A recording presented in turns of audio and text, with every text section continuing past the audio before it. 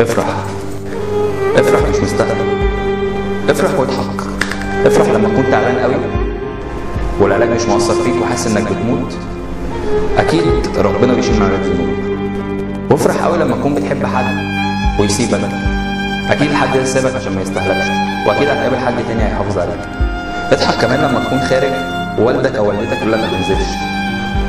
اكيد لو كنت نزلت كان ممكن حصل لك مصيبه. واضحك لما يكونش في جيبك جنيه فضه ممكن ما يكفيش حق ثمن الشاي لو قعدت على القهوه بلدي هتشربه، لان ممكن لو كان معاك ازيد كنت شربت حاجات تانيه دلوقتي. اضحك في اي وقت وفي كل وقت.